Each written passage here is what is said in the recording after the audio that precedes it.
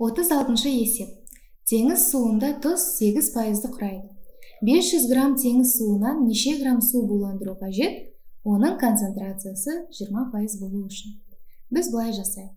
Міне мынау бізде теңіз суы болсын.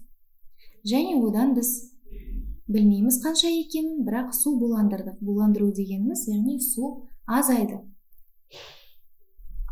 Ол тең болады. Буландырған кезде бізде жаңа теңіз суы пайда болады. Енді былай жасайық. 500 грамм теңіз суы бар, және оның 8%-ы тұз екенін білеміз. Одан біз суды буландырамыз, суда ешқандай тұз жоқ. Және пайда болған суда 20% тұз бар. Бізге қанша су буландыру қажет? Мына жерде қанша грамм екен табуымыз керек. Ол үшін бірінші біз не істейміз?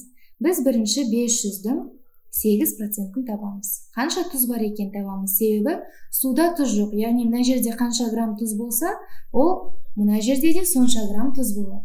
500-ді 100-ден 8-ге көбейтеміз. 8% табу үшін қысқартамыз. 5, 40 грамм.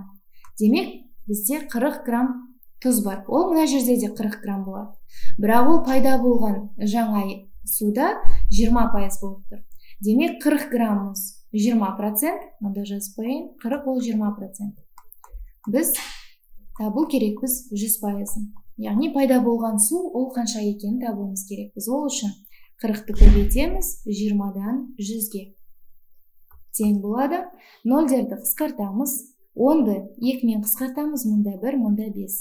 40-ті 5-ке көбейтеміз 200 грамм.